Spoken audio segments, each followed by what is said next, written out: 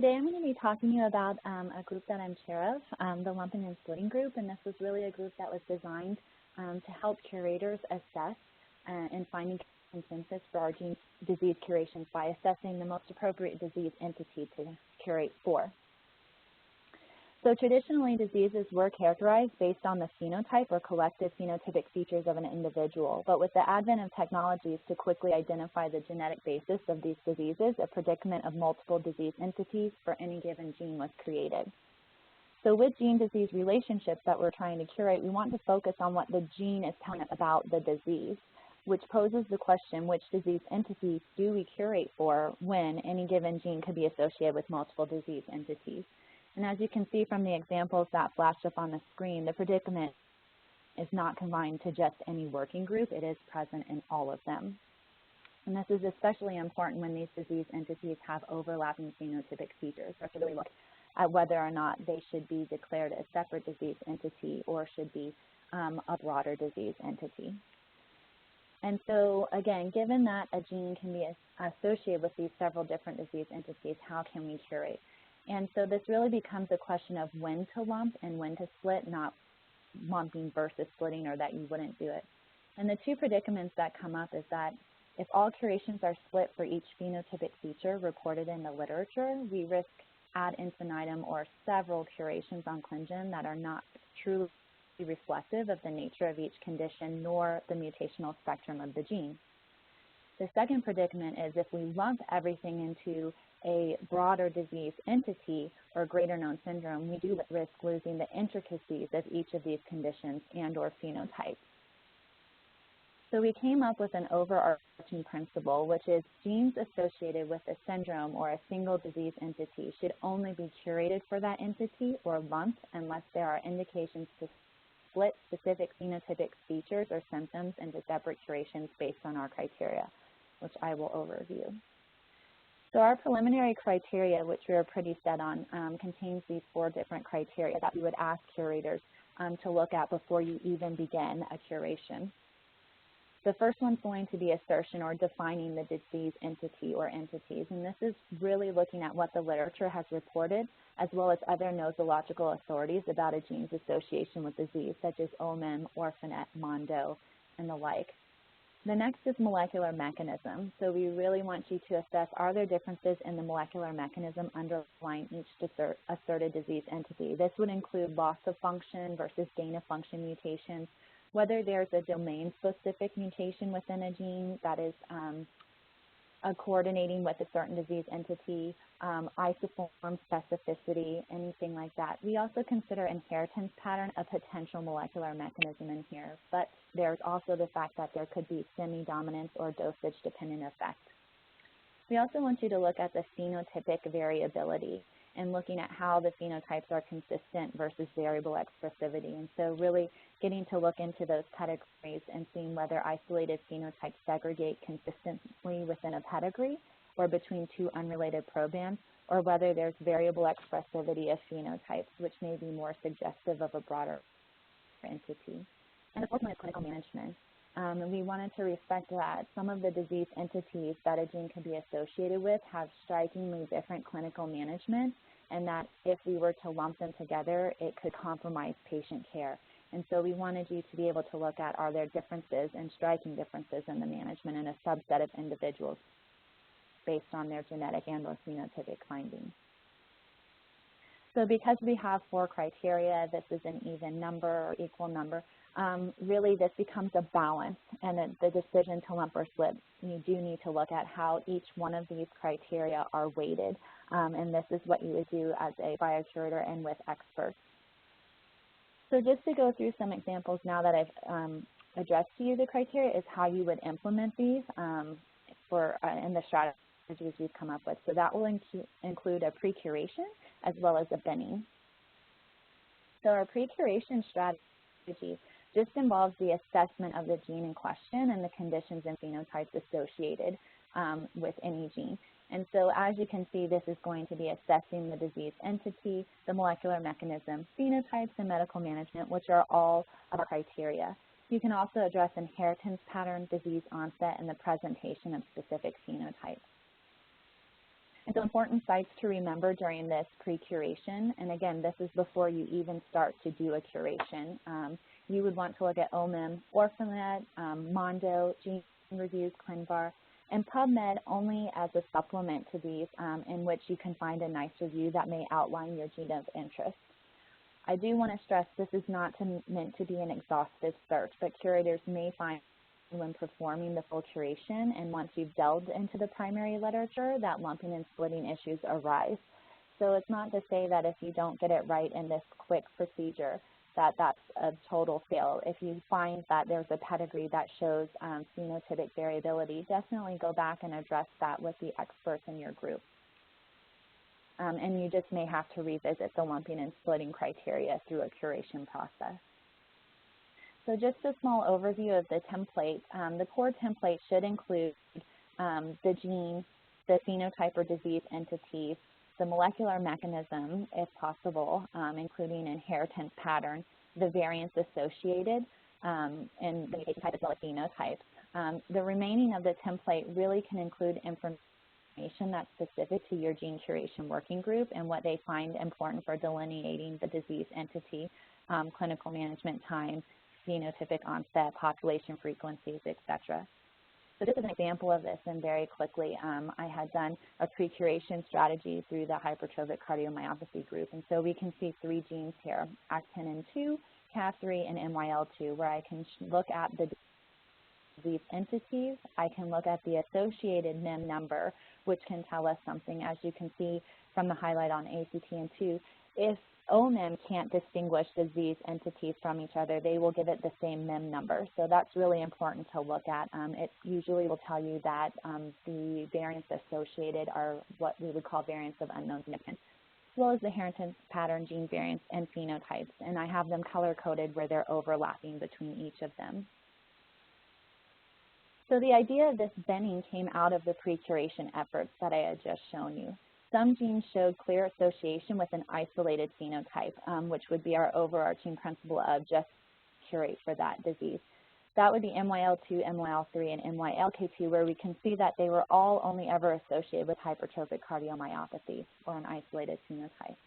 But some genes also had clear association with a syndromic phenotype, such as GLA for Fabry disease, in which HCM could be a presenting phenotypic feature or phenotype. But it became clear that some genes were associated with multiple phenotypes with a common underlying etiology. For example, ACTN2, as I had pointed out, it is associated with both dilated and hypertrophic cardiomyopathy. So these are disease entities and phenotypes that occur within the heart or cardiovascular system. There is an overlapping gene variant, this alanine 119 to threonine. We also know from the MIM number that they haven't distinguished these as separate disease entities, but rather lumped them. And so from this exercise came an intermediate bin to measure, as a measure to lump curations in which clear isolated or syndromic phenotypes cannot be distinguished. So as you go through the process, this gene pre-curation, defining the disease entity, as we said, you could have isolated phenotypes, which suggests that a gene is associated with a singular phenotype or phenotypic feature with no risk of any other feature in a different organ system. Syndromic, as we should know, is evidence suggests the gene is associated with multiple varying phenotypes in multiple organ systems. But for instances like ACTN2, there really is evidence to suggest this gene is associated with multiple related phenotypes that's limited to one organ system, in which we've preliminarily termed an intrinsic phenotype or a variable phenotype in a single organ system. And so with this, the binning strategy is not a measure to restrict the curation. A gene can fit into more than one of these bins. So I really want to stress that you could find that a gene really does fit because of a different molecular mechanism in an isolated phenotype versus maybe an intrinsic. But it is a way to assess that most appropriate condition to curate for, given the presentation of phenotypes, and it does represent a form of lumping. And just to go over examples from each working group, you can see from isolated cardiomyopathy, or from cardiomyopathy, we could have isolated cardiomyopathy, which could be HCM alone, DCM alone, ARVC. Syndromic, in which HCM can be a presenting factor, such as Fabry, Danon disease, and Friedreich's ataxia. But then we could have this variable cardiomyopathy, which can include HCM plus or minus arrhythmia, dilation, and QT syndrome, similar to the ACTN2. Again, the cardiovascular system, we could have from several different examples. Hearing loss could bring in a complex neurosensory where you have hearing loss plus or minus vision loss, like Usher syndrome. The neurodevelopmental group could have complex neurodevelopmental where you can have intellectual disability plus or minus seizures or neuropsych that cannot be distinguished as an isolated feature alone, as well as hereditary cancer and examples such as Lynch syndrome. So this is just to give you an idea of different options of binning to find the most appropriate disease entity. And so now I just want to go over a few examples for you to show you this pre-curation process and how it's evolved into defining the disease entity most appropriate to curate. So for PLN, this is phospholambin. We can find, again, through pre-curation, it's associated with dilated and hypertrophic cardiomyopathy. We know that they have an overlapping autosomal dominant inheritance pattern, and there are also two variants that are found within both of these. I would want to add that ARVC is also another spectrum that isn't suggested on OMIM, but in the literature. And we can find that there are some overlapping phenotypes, such as atrial fibrillation. But what I can tell you in the molecular mechanism and looking into a review is that there are no clear molecular mechanism defined for each disease entity. Each disease will claim a loss of function due to truncating nonsense mutations, but PLN only has one exon, so they still produce a protein product, or they suggest inactivating promoter mutations, but those aren't actually confirmed. Each disease entity also claims a gain-of-function mechanism through these promoter mutations. But another suggestion is also a dominant negative effect, so we can really tell that the molecular mechanism is murky here. But what is known is that the disease mechanism for phospholambin is disruption of SERCA2 activity to regulate calcium flow. And so this really indicates that this is overlapping and there's no difference between this mechanism for HCM, DCM, or ARVC. Once more, in looking at, again, a review going over phospholambin, this L39X mutation, which was present in HCM, DCM, and ARVC, is known to perturb the ability of phospholambin to form a stable pentamer. This is important for its function. The pentamer is the inactive form of phospholambin. Therefore, the mutation favors an active monomeric form that inhibits SERCA2.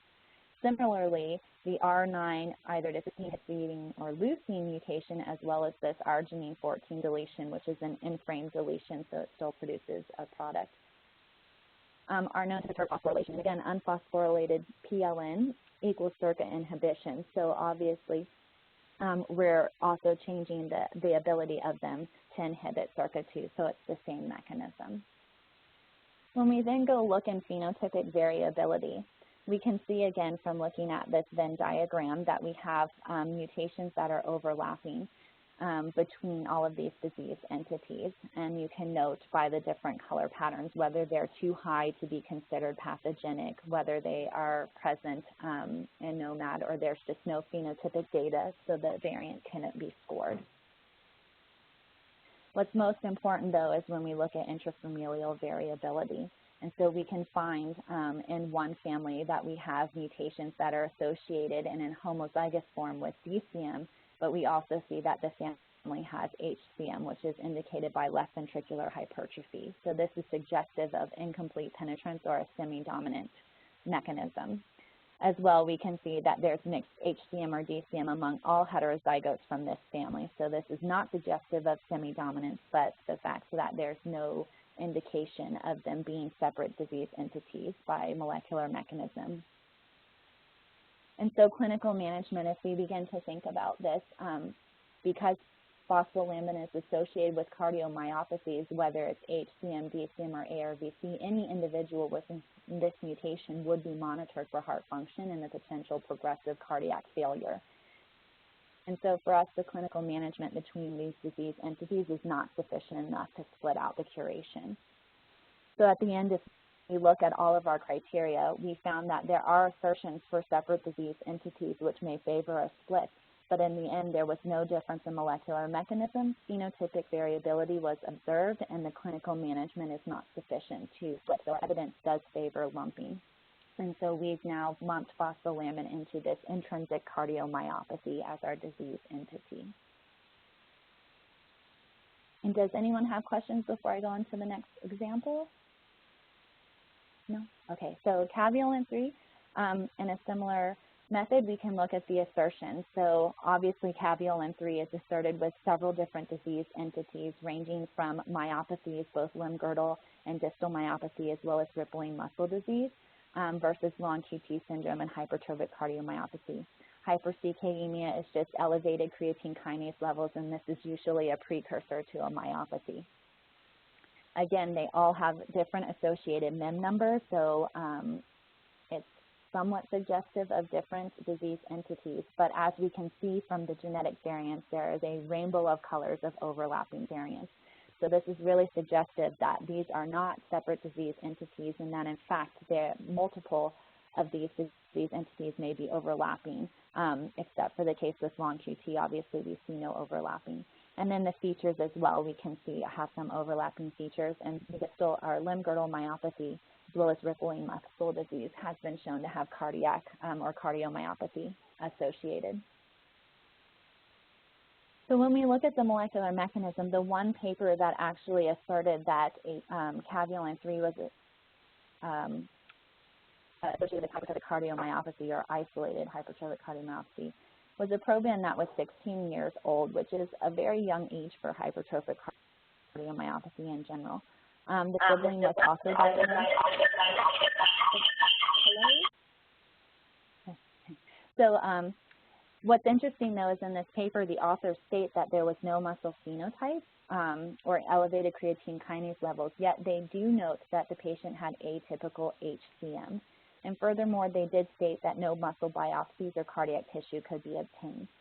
So as you can see from this figure, the mutation that they are saying is causative of HCM is a threonine 63 to serine.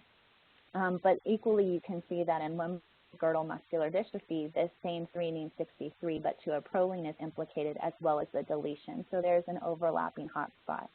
Their only line of evidence to potentially suggest that it's separate was looking at the fact that there's still an amount of protein that is in the soluble pellet RAS fraction. So caveolin is responsible for caveolae and the sarcolemma of cardiac and skeletal muscle, which helps in the contraction function. But they're showing that there's less in the limb-girdle muscular dystrophy. But unfortunately, there's no loading control, and this wasn't repeated for statistical significance. So I didn't feel that it was enough information to really split out a molecular mechanism. As we can see from this Venn diagram, phenotypic variability is large and very significant. We can see again through HCM and limb-girdle, there's overlapping. The arginine 27 to either glutamine or aspartate is overlapping through several of the disease entities. And at this point, the only one that seems like it could potentially be a split is the long QT syndrome. When we look at more phenotypic variability, we do see there's intrafamilial variability in this variant for limb-girdle and rippling muscle. What you can appreciate is that individuals that have this can have rippling muscle alone, or they can have rippling muscle disease with limb-girdle together. So it's really showing that with this variant, there's no distinguishing factor in the disease phenotype. Similarly, we can look at a separate family that is not related to the proband, and we can still see this limb-girdle muscular dystrophy as well as rippling muscle disease, or with the distal myopathy, which traditionally in phenotypes and clinically, limb-girdle muscular dystrophy and distal myopathy are distinguished, but here we can really see that there is nothing to distinguish these, and that they all have an associated caveolin 3 mutation. So again, similar to PLN, we find that there's assertions for several different disease entities, but there's no difference in molecular mechanism. They all end up being disrupted caveolin 3, which leads to loss of caveolin 3 protein through aberrant aggregation, which leads to ubiquitin proteasome degradation. We also know that there's phenotypic variability and heterogeneity between several variants. And we also know that with clinical management, Because cardiomyopathy is part of the spectrum that can happen in limb-girdle muscular dystrophy, the rippling muscle disease, and potentially distal myopathy, those individuals should be evaluated for cardiac effect. So all of this became lumped into what we would term as a cavulonopathy, and this was actually suggested in several reviews for CAV3. So that's why sometimes having a very good literature review can already help you to assess whether to lump or to split. Oops, so thank you, and that's the end, and I can take any questions.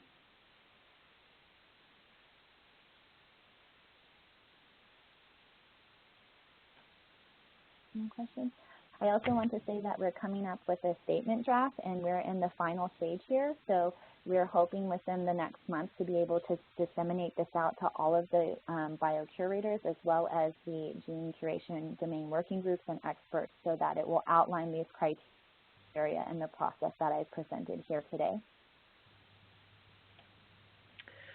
This is Deb. So how do you think that the lumping will affect maybe like the searchability of those results? So, I mean, if you call it like a cavulonopathy, then, you know, what was previously split into like multiple diseases or something across OMEM, I can just see that as having like a lot of downstream effects on people being able to find that curation or find that information.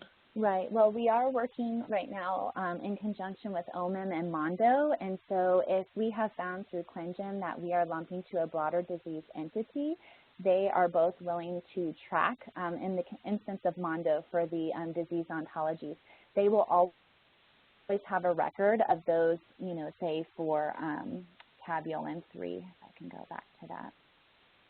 For these disease entities, they will have those listed under our cavulonopathy. So there will always be a history that they were part of these. OMEM likely will be the same, and they will keep them split out on the website, but give them all the same NIM number to distinguish that we thought it's a greater disease entity.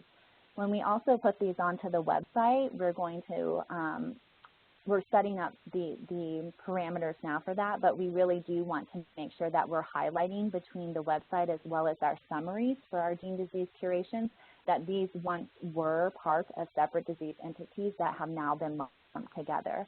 And so just as we've gone through the gene summary, what that layout is, I actually have a lumping and splitting kind of guideline for if you've decided to lump something together on how you would approach putting that information.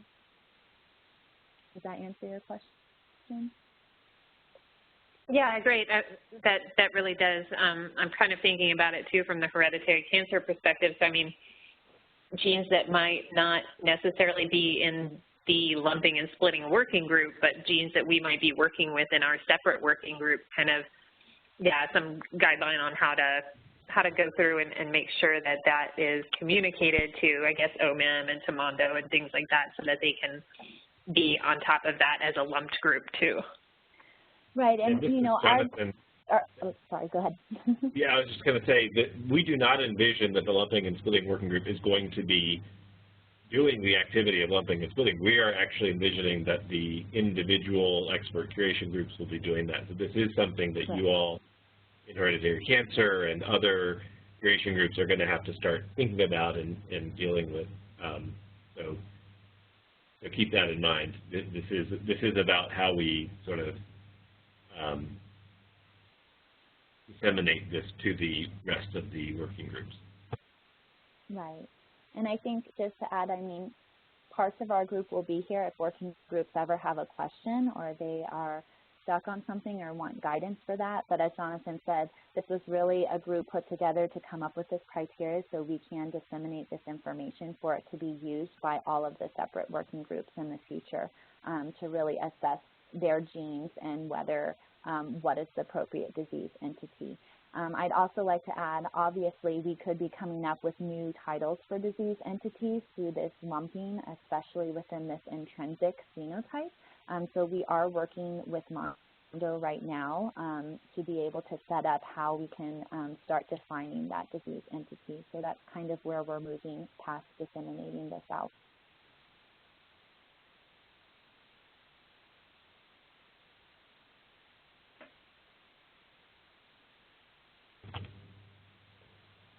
I have one other.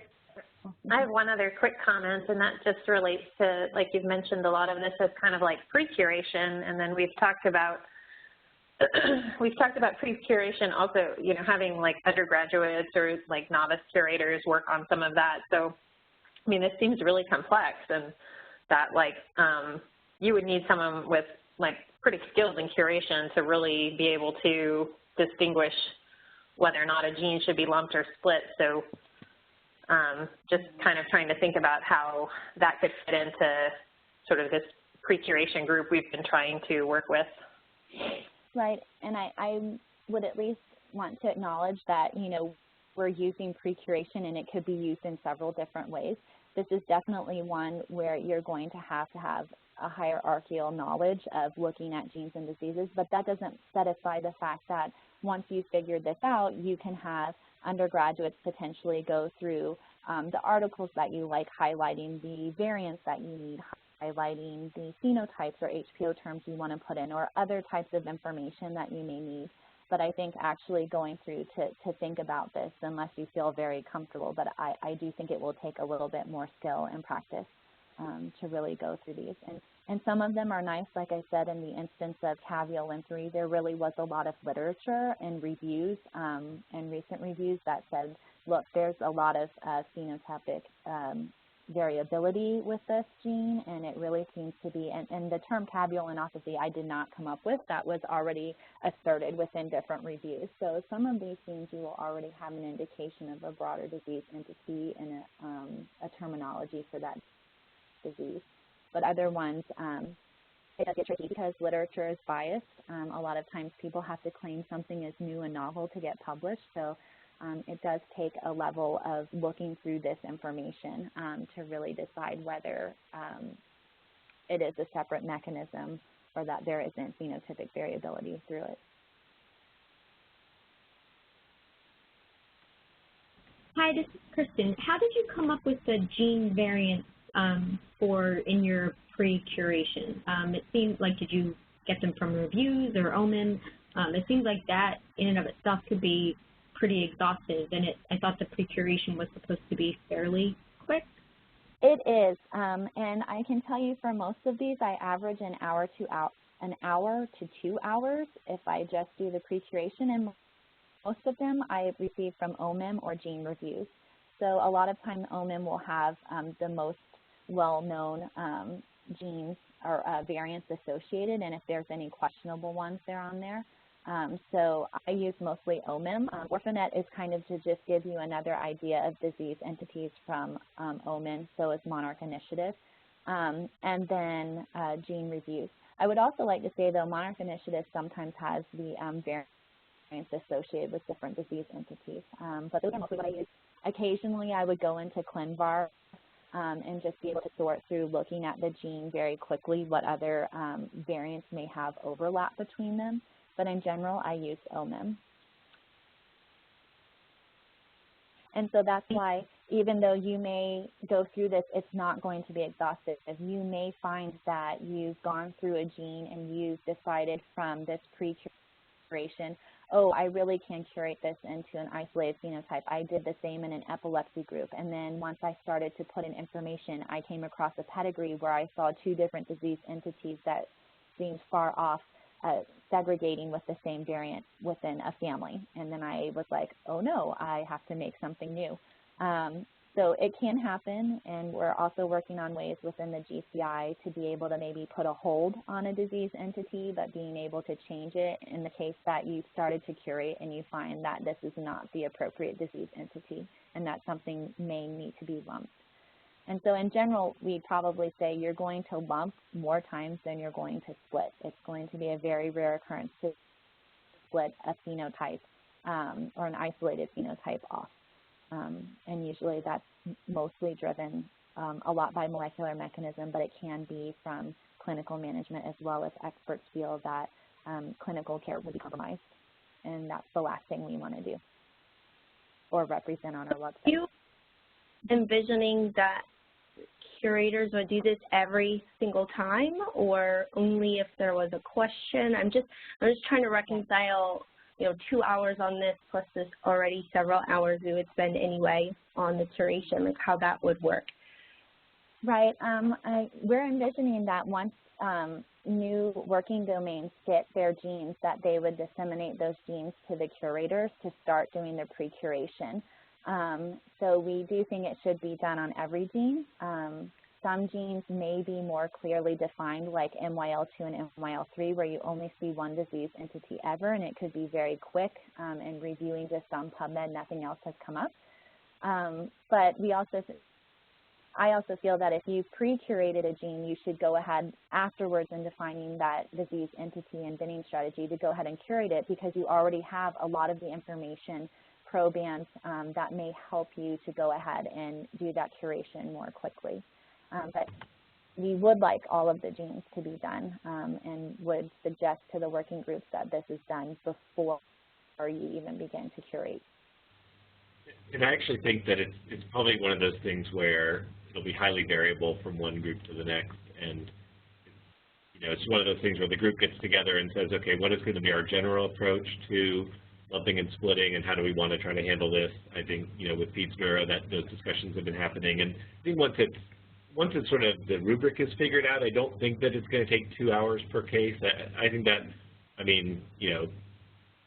Courtney's been looking at a lot of the really challenging ones, and the ones in OMIM where there's 8 entries and that kind of thing. I think for the most part it's not going to be as complicated as it's made out to be.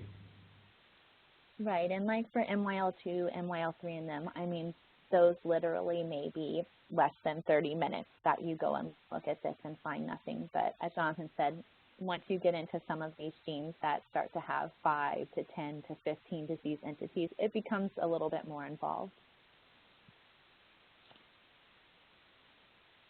And I would add that we're hoping with the tracking system that this is the way that we will also start to track what genes have been done and whether they've been lumped or split. So that way we recognize that genes may come up in several different working groups. And once a gene and certain entities may have been lumped together by one group, we wouldn't want the other group to go through and potentially recurate. And so being able to track who's done that and then go back and at least look at that for their specific working group, what information they may need or want to use for that for publication. We're hoping that will happen with the new tracking system. So if the diseases are really diverse from a gene, like a working group could say, well, it's not in our purview to do a curation on that. Is that possible too? Yes, and this has happened where they don't feel that they're the experts in that. In those cases, we've also come up with a table where there's 2 parts to this. If they feel they're not the experts and you've done the curation, then you kind of have an orphan curation. And so you could potentially come back to the lumping and splitting group to let us know that, and we can put that curation onto an expert that may be more comfortable in giving that a status.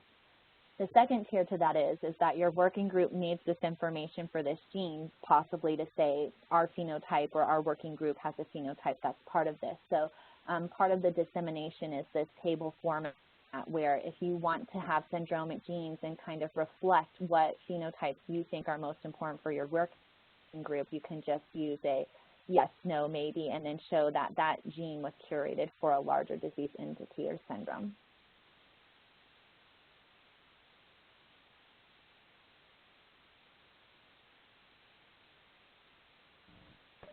Courtney, I have a question about the situation where you might have already started a curation and then later decide that you want to either lump or split.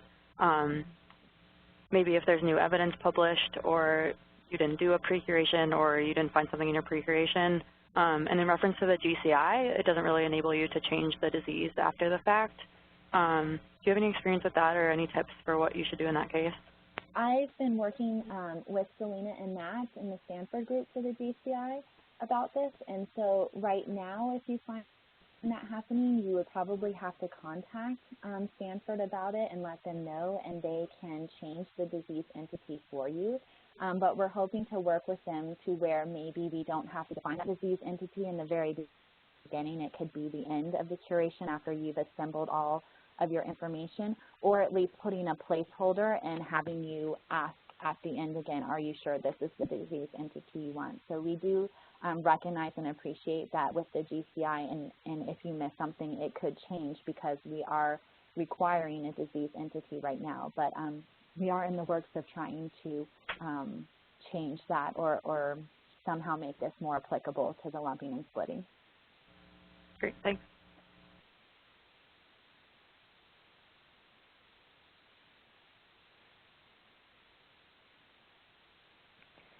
So any more questions for Courtney?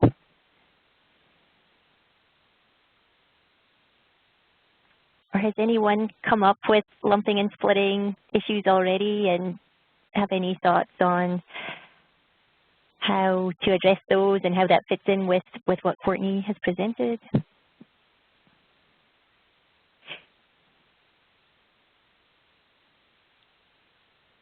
So one question I have is actually something that we've come across in the colon cancer and polyposis group, and that is for certain, or not conditions, but for certain genes, it's been pretty clear to us to lump into specific syndromes. But for others, for instance, some of the polymerase genes that have been related to polyps and also individuals within families that then had colon cancer, when we did the first pass curation for it, we just lumped it all into colon cancer, especially because these benign polyps could eventually give rise to colorectal cancer. But I'm curious what your thoughts are in terms of doing a second curation just for polyposis for those genes.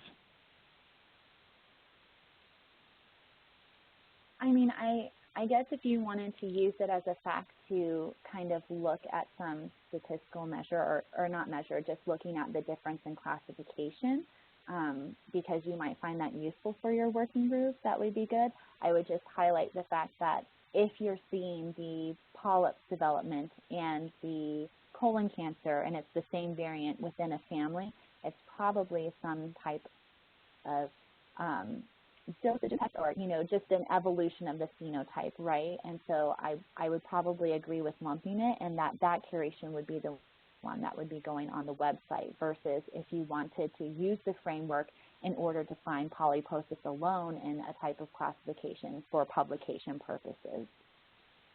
Okay, great. I think that's what we're going to end up actually doing. Thanks very much.